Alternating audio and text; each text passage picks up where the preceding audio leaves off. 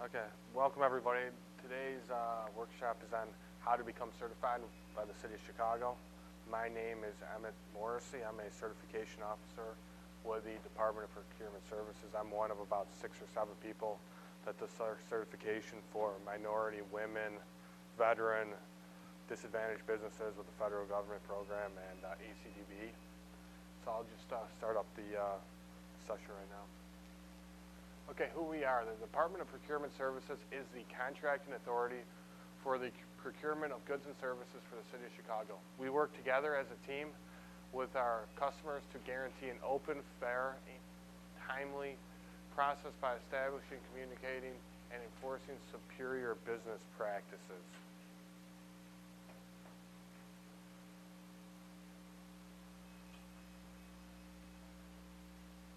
What we do, DPS is committed to providing information, resources, and tools to assist you in your efforts to compete for City of Chicago contracting opportunities. We accept and review new applications for certification, annual no change affidavits, and recertification applications every 5 years.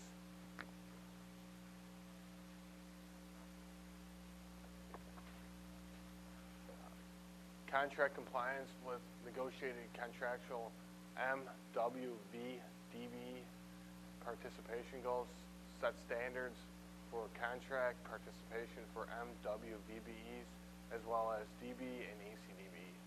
We assist vendors through our website.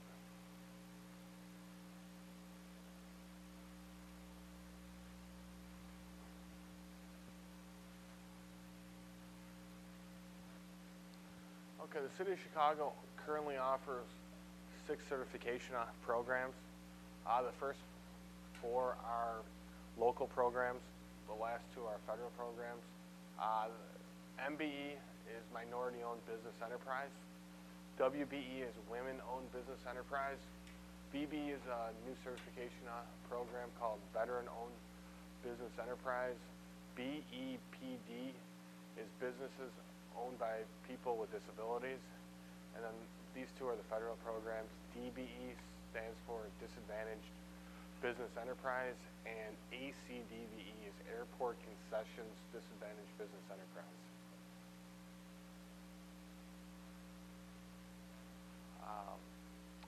VBE.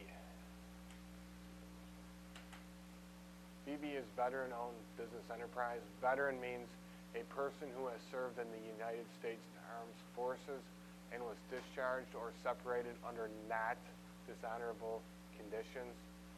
To be certified, you must provide a DD 214 and or a DD 215 documentation to become certified. And if a vendor does not have a DD 214 and or a DD 215, the applicant should contact the Veteran Administrations. To qualify as a VBE, the business must be at least 51% owned by 1 or more veterans, or in the case of a publicly held corporation, at least 51% of all classes of stock of which is owned by 1 or more veterans, who manages, controls the management, policies, major decisions, and daily business operations, and has been number 1 certified by the City of Chicago as a veteran-owned small local business. 2, certified by Cook County as a veteran business enterprise. 3, certified by the State of Illinois as a qualified service disabled veteran-owned small business, or a qualified veteran-owned small business pursuant to 30 ILCS 500-4557, or 4, verified and approved by the United States Department of Veteran Affairs as a service disabled veteran-owned small business or veteran-owned small business. The benefits of certification. No problem. Provides visibility. Once certified, your firm is listed in a public directory which is accessible to the general public. There are minority, women, veteran and disadvantaged business participation goals on City of Chicago projects and sister agencies. And there are businesses in the private sector that seek out certified firms, products, and/or services.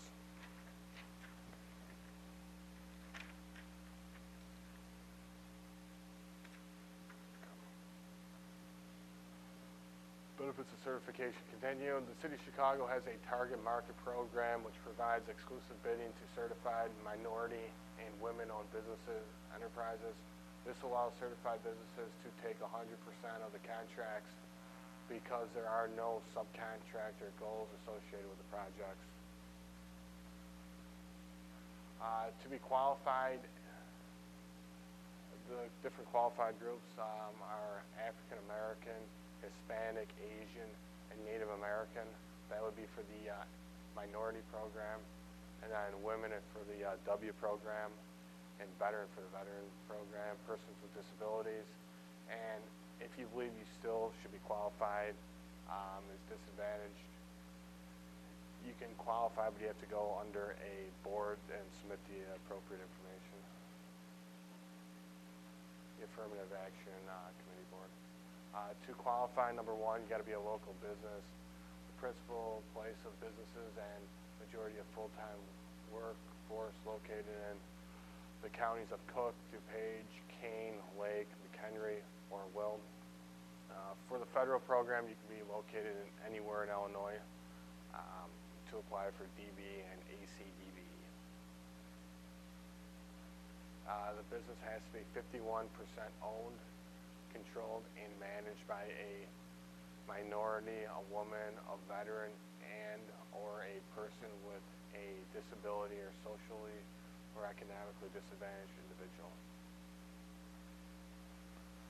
Do you qualify? For MW and VBE, you must be an established business. Gross receipts must not exceed $38.11 million averaged over 3 years for non-construction firms. Construction firms are subject to the SBA size standard, and the annual gross receipts are averaged over a 5-year period. DBE, you cannot exceed $23.98 million, or the SBI standard over 3 years. It's the you can't exceed the lower of the two. And then the ACDBE, you cannot exceed $56.42 million for most firms. There's a couple of exceptions, such as financial institutions and car rental companies. You qualify for MW and VBE. There's a threshold that only applies to construction firms. Currently, it's at $2.237 million, and this figure can be adjusted annually by the City of Chicago. For a non-construction firm, there is no net worth limitations. You can be worth there's no limitations on that. For DB and ACDB, the threshold for people seeking certification is currently cannot exceed $1.32 million, adjusted periodically by the U.S. Department of Transportation. There's a number of things that are excluded from your net worth calculation. Number one is the value of your personal residence, and number two is the value of the firm that you are currently seeking certification in. The application process is electronically online. It's chicago.mw.dbe.com. There's a fee for the local programs. It's $250. On the application, you will submit the application and you'll get invoiced for the $250 fee. There is no fee for the DBE and the ACDBE or the BEPD program.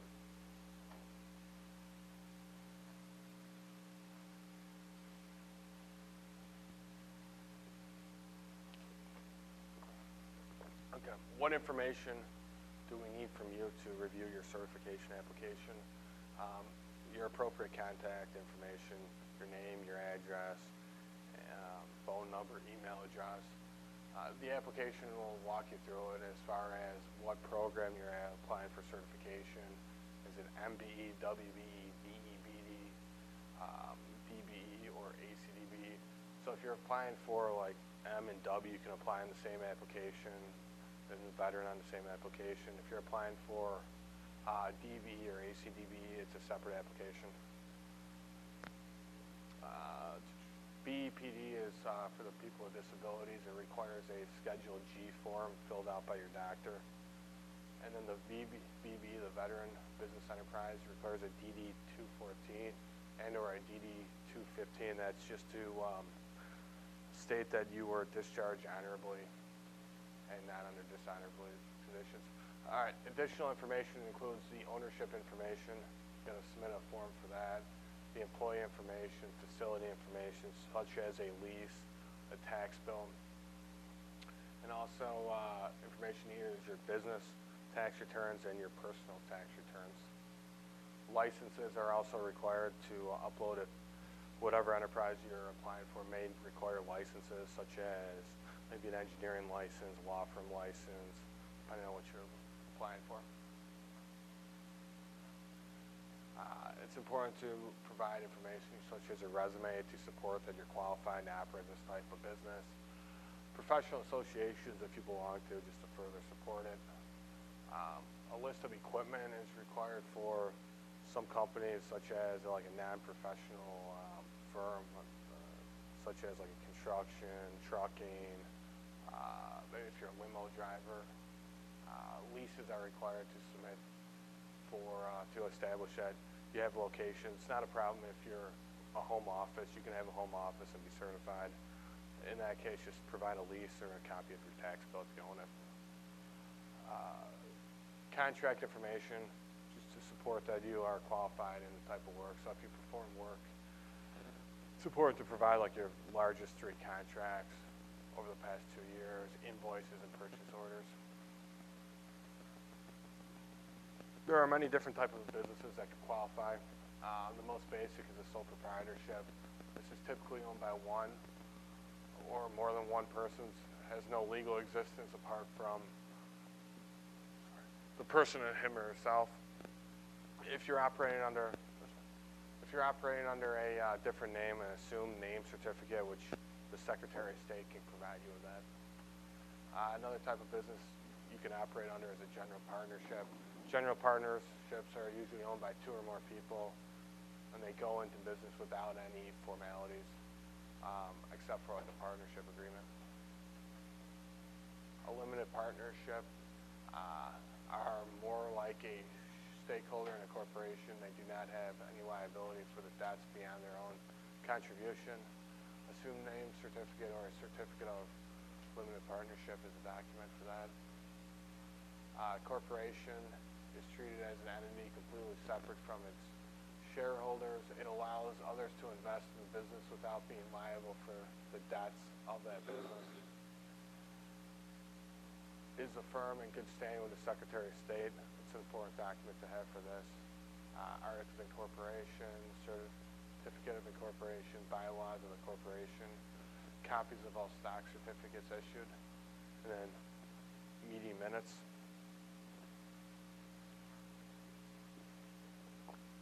A limited liability company is partnerships that have a managing partner, and then for this type of business you have an operating agreement. Okay, suppliers. A supplier must be a regular dealer, which is a firm that owns, operates, or maintains a store, warehouse, or other establishment in which materials, supplies, articles, or equipments are bought, kept in stock, and regularly sold or leased to the public in the usual course of business. Distributors are firms operating as a distributor are identified as having a direct relationship with the manufacturer to distribute its goods and products within a specific territory or region. The goods and or products are not available or sold to the general public. Broker. Firms acting as a broker are not eligible for certification under the local program MWV and BEPD. A person or entity that fills orders by purchasing or receiving supplies with a third-party supplier rather than out of its own existing inventory and provides no substantial service other than acting as a conduit between his or her suppliers and his or her customers as a broker. A broker can be qualified under the DBE program, but not the local program. After the application is submitted, the process can typically take between 60 and 90 days from the day that the department receives all the supporting documentation. In many cases, some of the information is provided. Certification officer will send out a Q&A requesting that document. The sooner we get all the information together, the sooner a decision can be made. Your application is checked to make sure we have all the documentation. Documents are thoroughly audited. You may receive a site inspection. This typically, for example, construction firms, trucking companies usually always receive a site inspection. Other businesses may receive a site inspection. And if approved, your certification is valid for 5 years. There are 2 agencies that do outside certification. The Chicago Minority Supplier Development Council and the Women in Business Development Center. This application may require less documentation. So usually with this process, you pay them for certification, and then you take that certification to the city department, and then we still review all the information. And there's still another fee for that as well. To maintain certification, all vendors must submit an annual no change affidavit. You must notify the department regarding any organizational changes, business name changes, and ownership changes within 10 business days of the change. This includes like if a part of your company was sold to somebody else. It includes if your address changed, if somebody died, the department needs to be notified. And then all MW, VBE, and BEPD vendors must recertify every 5 years. This is it requires less documentation than the certification, but it's reviewed again to make sure you're still eligible under the department's programs and policies. An expansion of services. So usually when you apply for certification, there's what's called NAICS codes for your industry, and you'll receive certification based on those codes. In many cases, if you're a startup company, you may not be qualified to get all the codes that you may want, but after you've been in business for a year or 2, you might have performed more services, and then in that case, you may want to submit an expansion of services to get additional codes. To submit that, submit it on your company letterhead. Include the codes that you're requesting to be added. The more documentation you can provide, the better, such as licenses, contracts that you worked on, insurance if you need insurance for whatever services you do, and a current resume supporting that document, additional codes. So the City of Chicago certification is also accepted by other sister agencies such as the Chicago Public Schools, Cook County, the Park District, the Public Building Commission, Chicago Housing Authority, the CTA, City Colleges, the MPEA, and the Metropolitan Water Reclamation District. So they will accept our certification. And also the state of Illinois does as well. So the top 10 reasons why applications are denied. There is unsubstantiated or questionable ownership or control. It's important to show how you obtained ownership. Like, for example, did you buy it from another individual? Show a copy of your check, show a purchase agreement. Unclear description of critical functions and who was responsible. The company cannot substantiate where the startup funds capital came from. Outside secondary employment could be a reason why you are denied, such as if it takes up the majority of your time each day.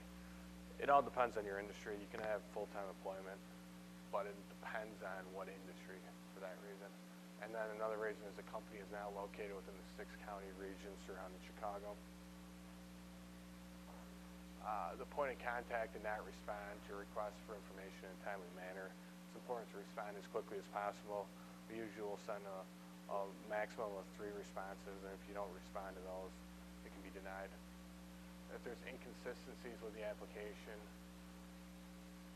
firm name along with various documents, problems with contracts, missing or incomplete documents, not signed or executed contracts by the qualified owner, or have no corresponding proof of payment that you performed on these services. Required documents are not attached, or no explanation is given to why the documents are not available. Such as, if you're a startup, you may not have all the documents. Just provide a signed statement saying, we just started and this is why we don't have contract, tax returns, or other documents. And then 3 to 5 year tax returns were not submitted.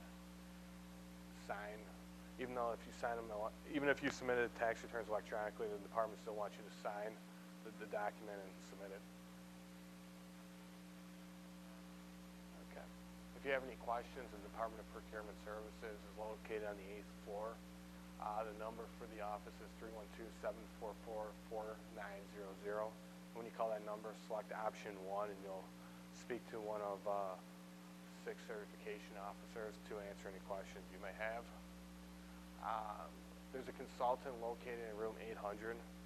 Her name is Stephanie Edmonds. She can help you, for example, if you need advice on your business, if you need somebody to help you upload documents. Like some people may not have access to a printer or computer and to work on the certification application.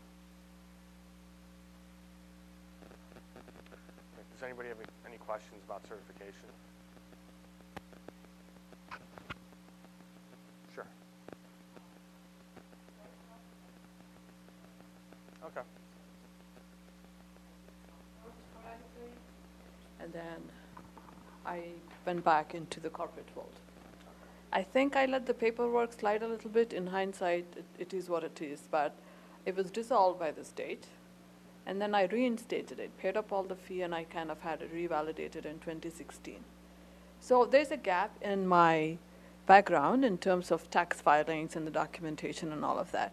Really, in all reality, I'm active since 2016 with respect to, fully focused business. Sure.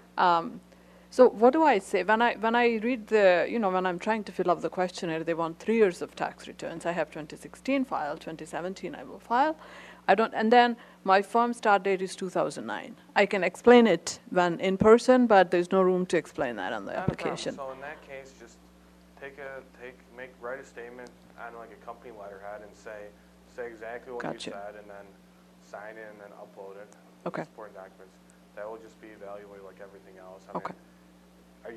There's different standards for evaluating different type of companies, but for your example, it should not. Okay. That's not going to be a reason to completely deny certification. Okay. Everything's going to be evaluated all together. Together. Okay. One more question. So when I'm filling out the application, I see that they wanted a record of the payroll. Okay. Right? I'm not taking any money right now. Again, my firm is a zero investment firm. I know I do a little bit of expense out of my own pocket. I'm trying to get my footprint out there. It's kind of has a startup flavor to it. What do I do in that case? In that case, do exactly what you did for your tax return issue. Indicate it's very common for companies that are certified to have one employee, which would be yourself, the owner of the company. You just write a statement saying that. If you're not taking a payroll, that's fine. Okay. Hopefully you intend to in the future make a statement. That's the plan. Yeah, definitely. So if that's what you guys got to indicate, and then it's not an issue from that point. Okay, thank you. No problem. Yes, sir. If you're just starting a business, and obviously you won't have the 3 years of tax returns or anything else along that line, if you're just starting the business, it's a new business, is that going to be a problem not having you have to have 3 years of having your business in order to qualify? Not at all. You can be a new startup business. It's important for the applicant to have experience in whatever field you're in when you're applying for certification. It's just write out a statement saying that it's a new business startup. You have not filed any tax returns, but you have. If it's a new business, you should have some information from like the Secretary of State if you incorporated at all, or something like that, possibly. Will they accept a company that comes in as a DBA, or you have to be incorporated fully? Because I've noticed something on here about DBAs. You can be operating as a sole proprietorship and be certified, and that won't be an issue. Okay. In all circumstances, depending on whether you're, I know they have some different qualifications, whether you're a LLC or what type of business you are. LLC and some of the other types of businesses? So when we went over like the 5 types of business, that's Right. the general, those are like the main types of business anybody can operate, so it just covers the entire basis. Do you still have to be 51% ownership in all of those particular businesses, or are there some that, depending on the classification of what type of business it is, would not require you to be have 51% ownership? If you want to be certified by the city of Chicago, the group applying for certification has to own 51% of it. So if you own the minority woman or person with disability or veteran has to be 51% owned. It could be it could be 2 people. The company could be owned by 3 people. 2 of them are minorities. Then they own each 33%. They could be certified.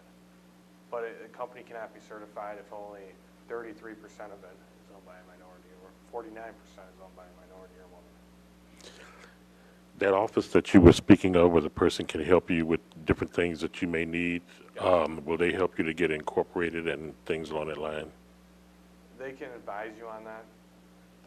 Their office is mainly to help with certification. They could probably advise you on steps to go. I don't work in that office, so I can't exactly give you a full answer, but you're free to call her up and see if the office will help you out. Okay, my last question. If a person starts their own business and they're actually working for a company or corporation that is paying them a salary, but in essence they still have their own block and their own book of business and things along that line that they're going to get paid on based on their performance and what they do, would that not qualify you for being able to be certified because you work for someone, even though you're there? They may be classified as a broker, I'm not sure, but primarily you have to be able to, when the book of business that you produce, you're going to get paid on your book of business that you produce. Sure, for you, it's difficult to give you an answer without knowing your business facts or whatever you're saying, but for your first part of your question, you can be certified and receive a paycheck working full-time in another firm. However, it's required for your intention to one day to be able to grow your business and stop your full-time employment. So you can start up a business, work part-time, work full-time at your company you're receiving a W-2 from, and operate another business that you want to become certified in. But the intention has to be you need to grow that business to a point where you can work full-time. Okay. It's based on your intention. It's based on, I can't give you a yes or no answer on what you told me, but it's all your information is evaluated on the basis, and then from that point on, the decision will be made. Okay.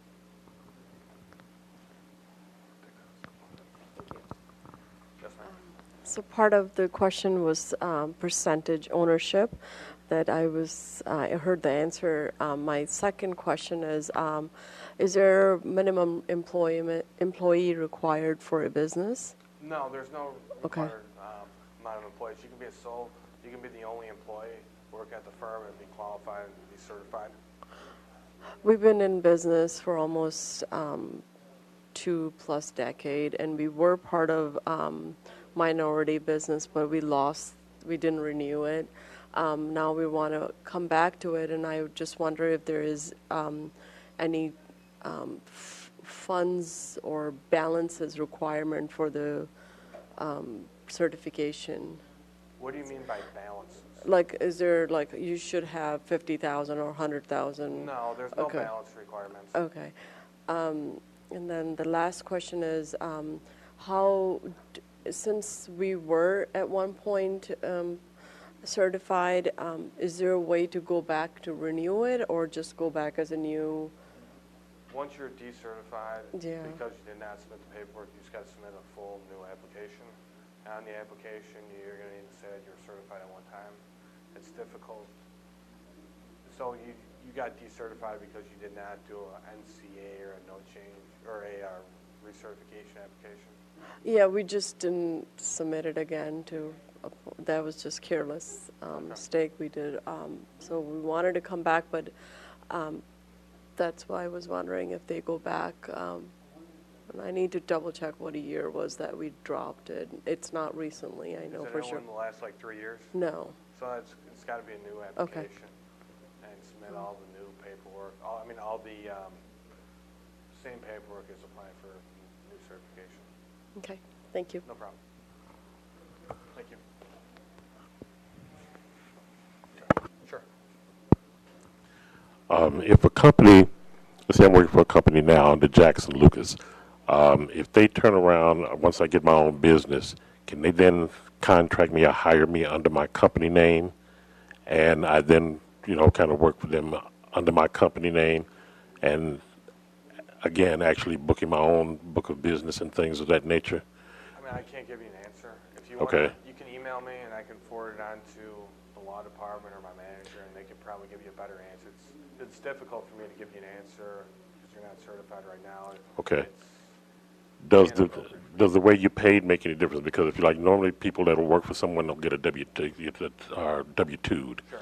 If I'm not a W-2, maybe a W-9 or something different classification, which would show that I'm not actually employed by him. I'm actually, contracting. Would that classification between W-2, W-9, or W something make a difference as well?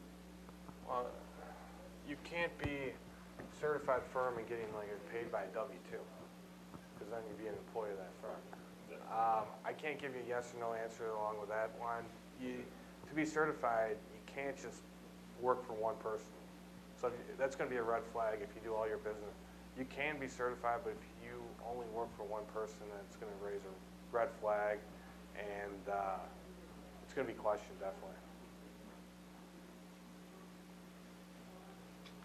Anybody else have any questions at all? Okay. I'll be here for a few minutes after if anybody wants to ask me a question. Sure, go ahead. By mistake, I applied the recertification application because it was open online. I did it online. And I tried to call the office because I was getting reminders that the mailed affidavit was not received. And the lady told me that you submitted the wrong application. So I'm starting the new WB application process now. Is there a way to remove the other one? Yes, we can delete the old application. I mean, I don't think you should be able to, through the system, apply for recertification if you're not currently certified. However, if you give me, allowed me for some reason, I think, and I didn't even notice that that's what it was. if you write down your information, I can give it to an IT person and they can remove it from the system. Thank you. No problem. How long does it take to be certified? Months, year, weeks? We have up here like 90 days from once all the information is received. As long as the information is received? Correct. It all depends on what type of business you have. Some business types might take longer because you require a site inspection, such as a construction firm. So it might delay the process a little bit, but we try to get it reviewed within 90 days. No problem.